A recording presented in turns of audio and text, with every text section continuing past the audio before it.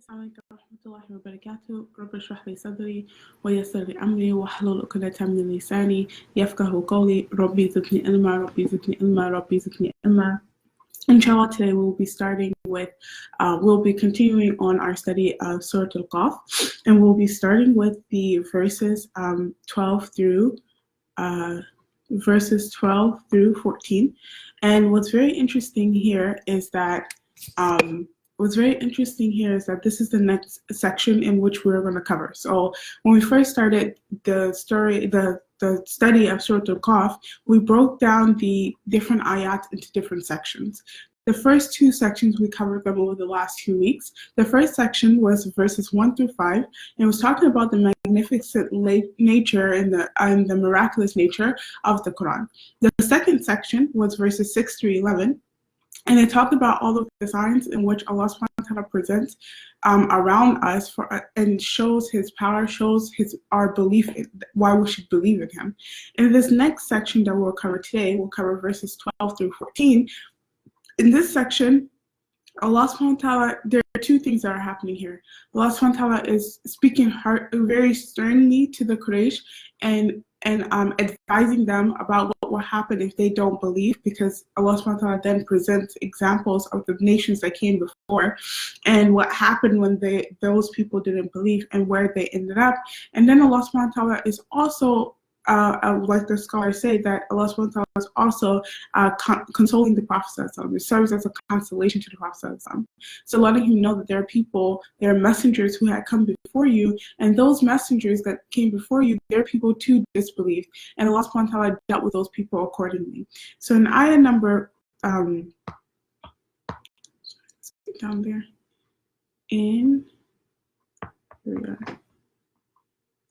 So in ayah number 12, Allah subhanahu wa ta'ala says, كَذَّبَتْ قَبْلَهُمْ قَوْمُ نُوحٍ وَأَصْحَابُ الرَّسِّ وَثَمُودَ. Allah subhanahu wa ta'ala, the translator translates and says that Allah subhanahu wa ta'ala says, the people of Noah disbelieved long before these disbelievers, as did the people of Ar-Rats and people of Thamud. كَذَّبَت means to deny something. Okay, it means to deny that something is not, to deny something that is true.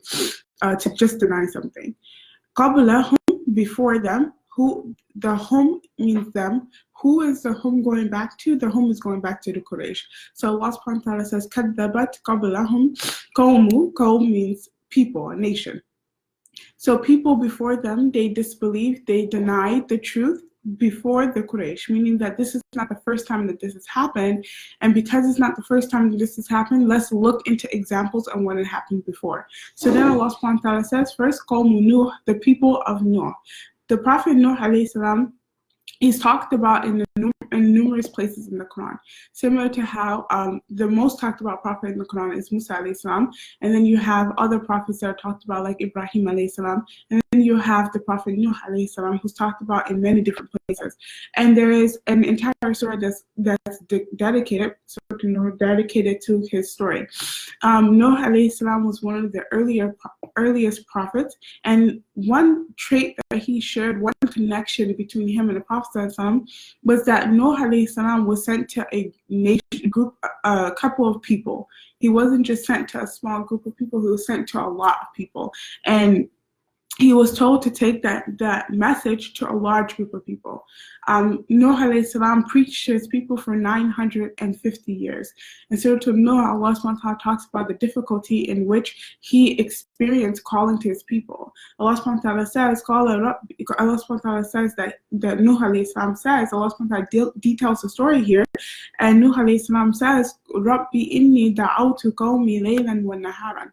He says, oh my Lord, there's no doubt about it that I've called my people, I've called to them laylan wa naharan, all night and all day. Okay, he says I called to them all night and all day. He spent a lot of time, a lot of energy calling to them to believe.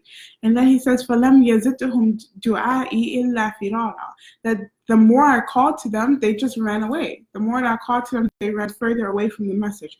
إِنِّي كُلَّمَا دَعَوْتُهُمْ لِتَغْفِرَ لهم جعلوا أصابعهم في آذانهم واستغشوا ثيابهم وأصروا واستكبروا استكبارا. And then he says that whenever I call out to them, that they put their fingers in their ears so that they won't hear. They'll cover themselves with their clothing, and they just continue to disbelieve and continue to be arrogant. And then he says, ثُمَّ إِنِّي دَعَوْتُهُمْ جِهَارًا. Then I tried calling them in a public gathering. I tried calling them all together in a public gathering. ثُمَّ إِنِّي أَعْلَنْتُ لَهُمْ وَأَسْرَرْتُ لَهُمْ إِسْرَارًا. He says, then I tried calling them, not necessarily I tried calling them individually and publicly, and then they still didn't believe. And so from there, I tried to call them in private. I tried to have private conversations with them to call them. And they never believed. So there was about 80-something people who actually believed in Nuh alayhi salam, and the rest of his people did not believe. And Allah subhanahu wa ta'ala, Nuh alayhi salam called his people for 950 years, for lifetimes upon lifetimes, he called to them. And they continue to disbelieve, they continue to worship idols. And so Allah subhanahu wa ta'ala commanded Nuh alayhi salam to build an ark. And when he commanded Nuh alayhi salam to build this ark, after the ark was finished being built, Allah subhanahu wa ta'ala sent down a punishment, and that punishment was the punishment of the flood. And the flood took out all of the people except for those who were on the ark, except for those who believed. So that is the people of Nuh alayhi salam. Then the second group of people that Allah subhanahu wa ta'ala talks about here was Ashabul Rats, the people of Rats. He says, Ashabul Ratsi, the people of Rats. What's interesting here is that the word Rats has a couple of different meanings, but the most prominent meaning, and the people are not explained. Who are these people is not explained. So the word Rats has several different meanings, and the most prominent meaning is that it's of a well that is not fully built. Okay, so say you dig and you find water, and then usually what happens is that there are bricks or stones that are placed to form the well and build it and secure it. So these people are the people of the well, in which the well is not fully built, so it's like a watering hole, basically. The other place where these people are mentioned, that this qawm, this group, this nation is mentioned, is in Surah Al-Furqan, Surah number 25. Now, there's a difference of opinion about who these people are. The first opinion are from the people who do tafsir bil Quran and tafsir al Quran bil Quran. And what that means is that they take other ayat that are corresponding, or other ayat that have some type of explanation in terms of what this verse means, and then they use that as the explanation. And it means that they're also not necessarily taking other narrations, but they're only focused on the verses of the Quran. And so they say that this is actually referring to the people from Surah Al-Buruj. And in Surah Al-Buruj details the story of the boy and the king. When there was a young man who had believed in Allah subhanahu wa ta'ala, he came and he was convincing his people, he was convincing the people in his town to believe. And there was a sorcerer, and that sorcerer ended up torturing all of the people who believed by digging a hole and putting oil and fire and stuff in that hole to make a fire. And whoever believed, then he would throw them into that fire. The second opinion is from a majority of the Tabi'i scholars who their teachers were Sahaba, and they say that Ashabul Rats, they're actually the remnants of the people of Thamud. And what's interesting is that we'll talk about the people of Thamud in the next ayah, but here is brought first. So the Ashabul Rats is brought first. So they say that it is the remnants of the people of Thamud. And the people of Thamud were the people who Salih alayhi salam was sent to. When the people of Thamud were destroyed, there was about 1,000 of them that their lives were spared. Okay, and their lives were spared because they believed. So when their people were destroyed, they then started to migrate. They then started to leave. They first lived like north of Medina, and they migrated and they moved to Yemen. Now, when they got to Yemen, they settled in a place that was there was a large well. So they went there to get water and stuff. There was a large well there. When they went there, that well wasn't built. It was a rats. That well was not built. So they got water and things of that nature. That is where the Prophet Saleh alayhi salam passed away. And when he passed away, then that area became known as Hadr al-Maut, the place where death came. So they ended up settling there. They ended up living there. And what happened was that their descendants, their offspring, they turned back to idol worshiping in the future generations. And when that happened, then Allah subhanahu wa ta'ala sent a prophet to them. And when that prophet was sent to them to reform them, then they killed that prophet. They killed the prophet. And so Allah subhanahu wa ta'ala then destroyed them, and that was the end of the Ashabul Rats. That is the story of Ashabul Rats. And then Allah subhanahu wa ta'ala continues in this ayah. He says, wa Thamud, and the people of Thamud. Now Thamud, these are the people of Prophet Saleh alayhi salam. And they were part of the ancestors of the Asians, of the Arabs, and they lived in Hijaz in the Arabian Peninsula. The Prophet ﷺ and his Sahaba at one point in his lifetime, they did pass by the ruins of Thamud, and we'll talk about that. But they lived in an area, they were mountainous people, they lived in an area where there was a lot of wind, so they couldn't necessarily live in the mountain before or live in the valley. So they couldn't live in the mountains because of the winds, and they couldn't live in the valley because when it would rain, the valleys would flood. And so Allah subhanahu wa ta'ala blessed them with a gift, and there are two interpretations about this gift. The first interpretation says that Allah subhanahu wa ta'ala gave them the gift and the ability to invent and create tools in which that gave them the ability to carve in stone, right? The second and the actually most dominant opinion was that they had the ability to carve out stones with their bare hands. So they were people who could carve their homes out of the mountains, and they were able to mold the stone, okay? And so the Prophet Saleh, he came to them and he was preaching to them, because there were people who, even though they had this talent, and Allah subhanahu wa ta'ala is the one who bestowed it upon them, Allah subhanahu wa ta'ala is the one who gifted it to them, they were people who still turned to idol worshipping. And because they turned to idol worshipping, Allah subhanahu wa ta'ala sent Prophet Saleh to them, and Prophet Saleh told them to turn to Allah subhanahu wa ta'ala, to worship Allah subhanahu wa ta'ala. And when Prophet Saleh alayhi salam came to them, they said to him, and this is they said to him that you used to be like amongst the people who were good people. You used to be people that we were okay with. And now you're trying to tell us not to worship what our fathers had worshipped before.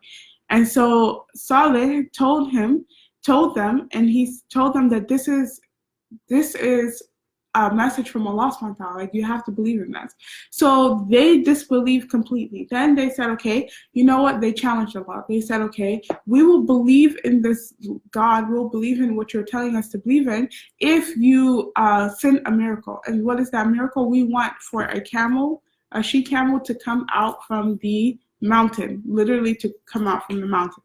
And if you show us that miracle, then we'll believe. So the Prophet Saleh alayhi salam, he warned them that, like, when you ask for these types of miracles, when you ask for these types of things, you have to believe after, because if you don't believe after, then you're just like making a mockery essentially of Allah subhanahu wa ta'ala.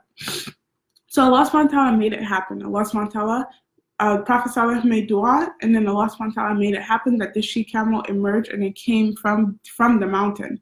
And to prove its existence, to prove that it was real, to prove that it was breathing and things of that nature, what happened was that she-camel had given birth. It gave birth to an offspring.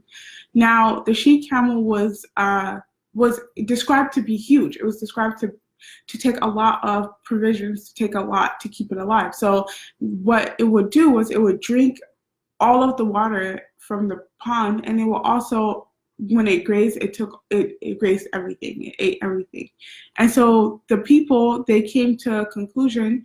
They would complain that they had nothing to drink or nothing to eat. So they came to a middle ground. And that middle ground was that one day the she-camel would graze and drink water, and then the next day the people would drink water and things of that nature.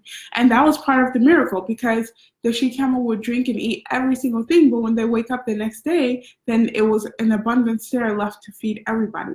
Now, the Prophet Saleh alayhi salam, he told them that this she-camel this camel itself, it is a sign of Allah subhanahu wa ta'ala.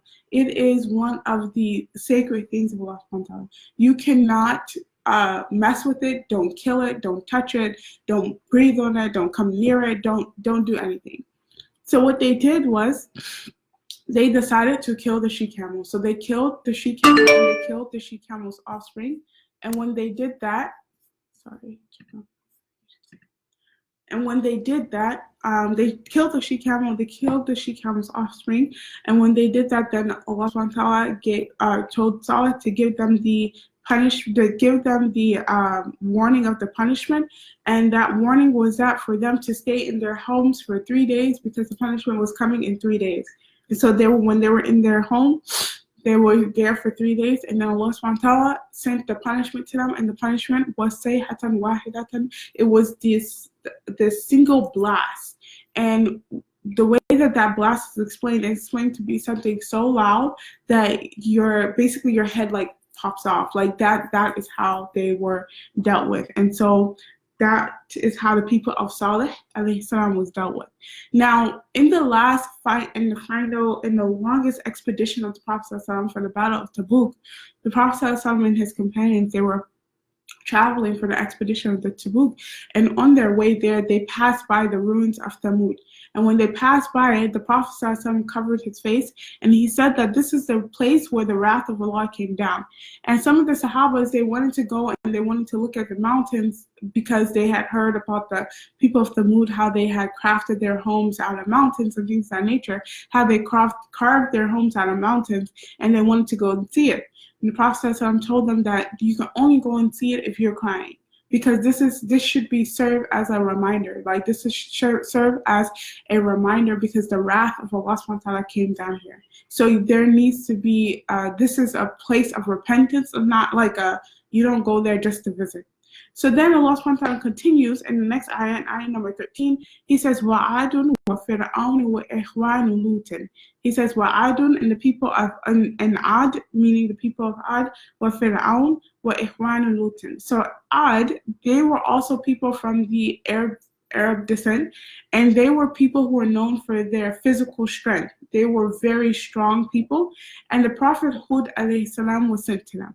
Now the thing about them was that because of their physical stature, because of how strong they were, because of the strength that Allah subhanahu wa ta'ala bestowed upon them, because of the blessings that God gave them, nobody really wanted to mess with them. They were very large, strong people. No one wanted to mess with them. So, but they also were people who were idol worshippers. So the Prophet Hud alayhi salam was sent to them. And when Prophet Hud alayhi salam came to them and he brought them to the message, they disbelieved in him.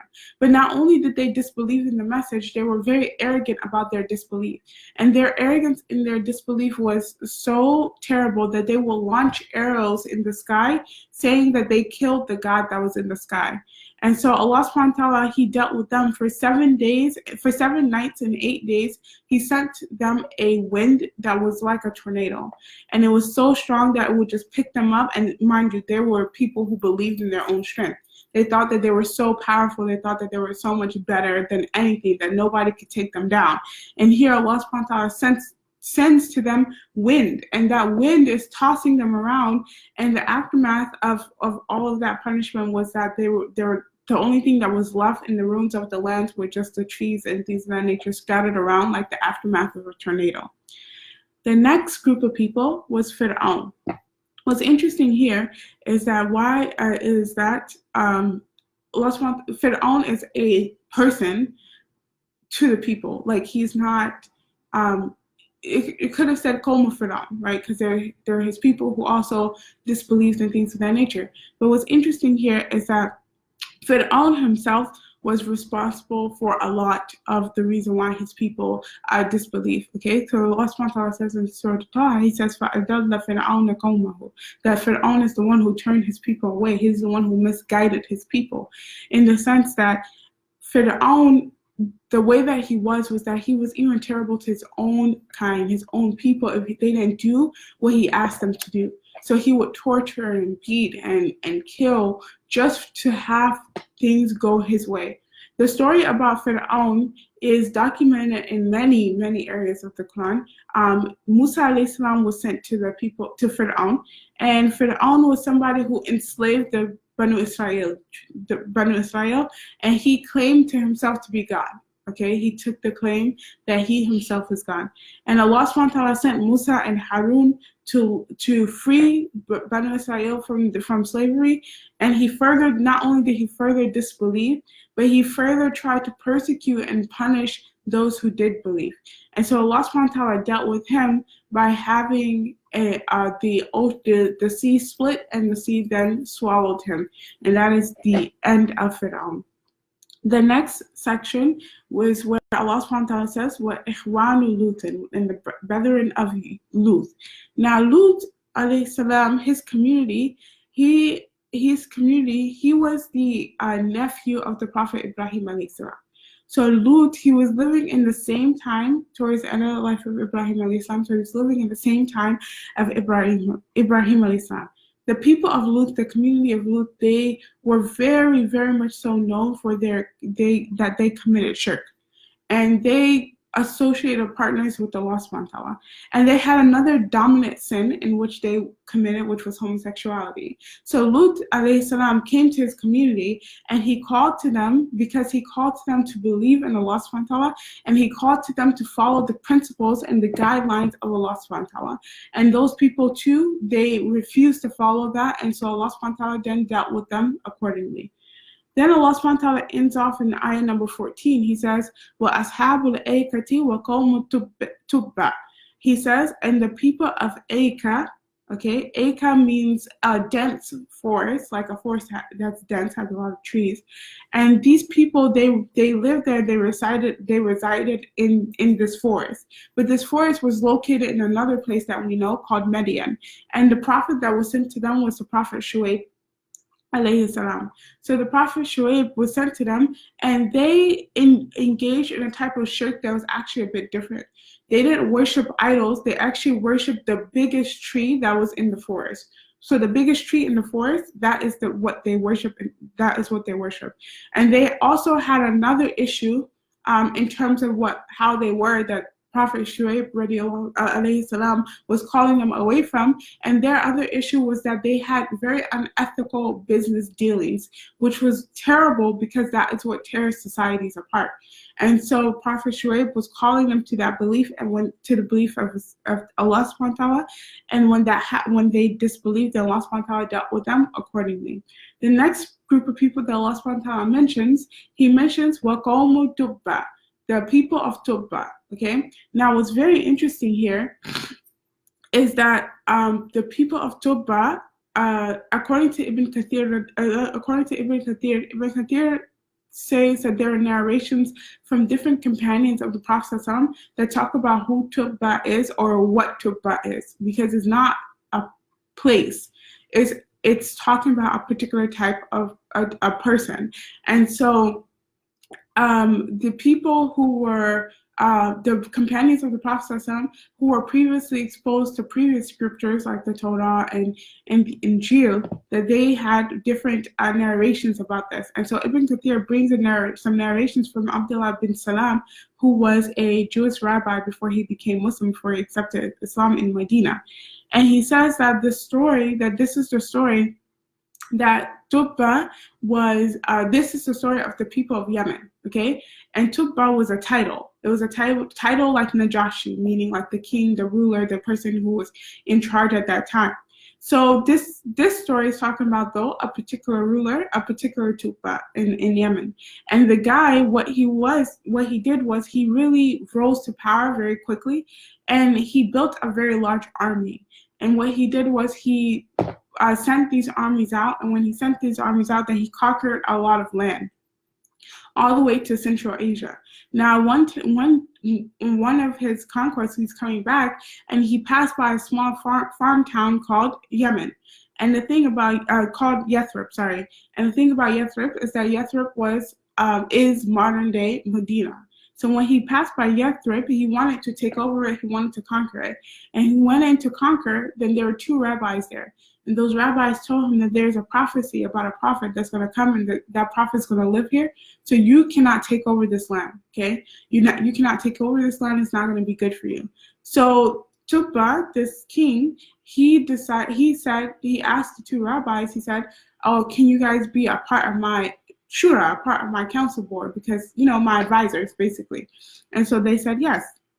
So then as he was still making his way back to Yemen, then he passed by Mecca. And when he was passing by Mecca, then he wanted to take over Mecca. And they told him, you can't take over this land because within the city is the sacred structure that Ibrahim alayhi salam had built. And what's interesting here is that this is before the time of Isa alayhi salam, okay? So this is before the time of Isa alayhi salam. So this is when, through the legislation of the Torah. This is through the legislation of the Torah. So he traveled back to Yemen with these rabbis, and these rabbis became very close personal friends to him and advisors, and that turned him into a very righteous man. He was someone who believed. He became a believer. And he set out a lot of things in his kingdom to follow in accordance to that belief, to follow in accordance to the guidelines of Allah subhanahu wa ta'ala.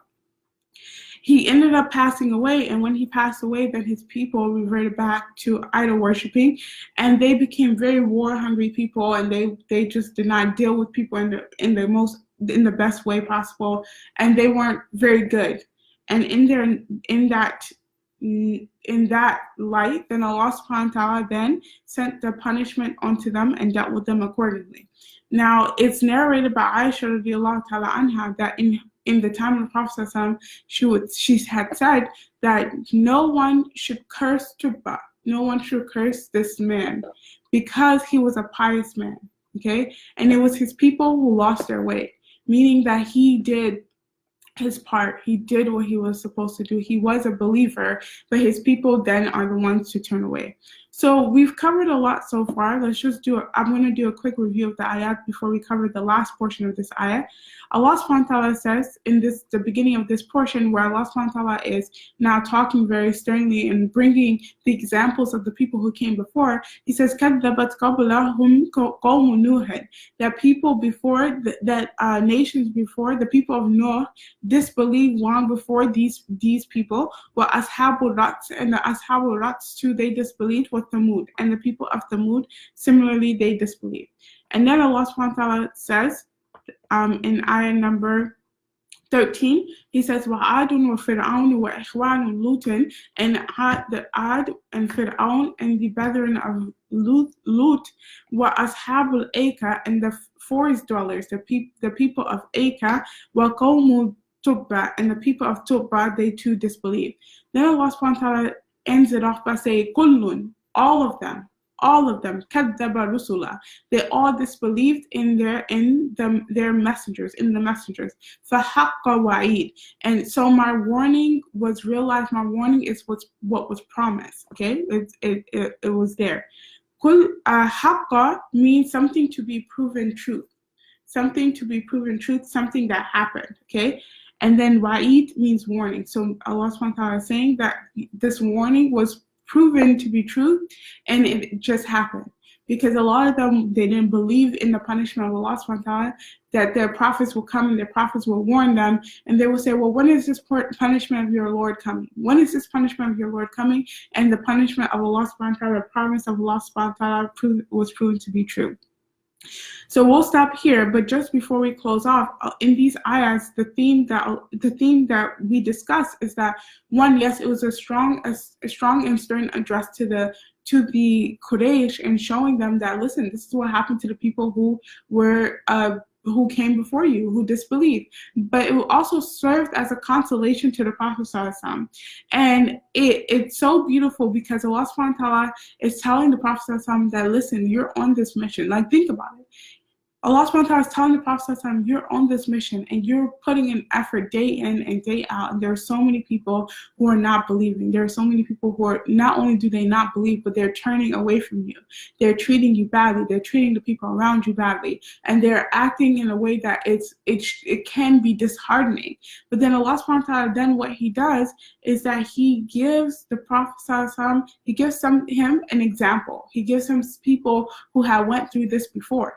And what we know about that is that it's important to be able to look at other people as an example, or look through other people's lives and being able to take from there and being able to use that to help ease our own anxiety. So Allah subhanahu wa ta'ala gives the Prophet ﷺ the stories of the people that came before, the stories of the people in the past. And he tells him that these prophets, they are part of the same fraternity as you. They're part of the same mission. They're part of the same message as you. And their people too treated them this way. Allah subhanahu wa ta'ala says, إِنَّكَ لَمِنَ الْمُرْسَلِينَ, that you are a part of this brotherhood. You are a part of those who have been sent from someone above, from Allah subhanahu wa ta'ala. عَلَى صِرَاطٍ مُسْتَقِيمٍ, you're on the straight path. And then he tells him, تَنْزِيلَ الْعَزِيزِ الرَّحِيمِ, and you've been empowered with the revelation from your Lord. You've been empowered with revelation from the one who's the most powerful and the most compassionate. That you have something to go by, meaning the Quran. And so Allah subhanahu wa ta'ala is giving the Prophet these prophets as examples and their people as examples to tell the Prophet that, listen, you just do your end, you do your part, and Allah subhanahu wa ta'ala will deal with the rest. That your responsibility is to bring the message and to bring the message in a very clear form, and Allah subhanahu wa ta'ala will deal with the rest. So Allah subhanahu wa ta'ala gives the Prophet this boost and gives him this strength. Alhamdulillah, sorry, allergies. It gives the Prophet this boost and gives the Prophet this strength so that he does not waver in his message. I pray that Allah subhanahu wa ta'ala lets us all benefit from what we heard today. I pray that Allah subhanahu wa ta'ala cures those who are not feeling well, that Allah subhanahu wa ta'ala makes things easy for all of us, that Allah subhanahu wa ta'ala keeps us all in good health. Subhanaka Allahumma bihamdika, nashhadu an la ilaha illa anta, nastaghfiruka wa natubu ilayk. Assalamu alaikum wa rahmatullahi wa barakatuh.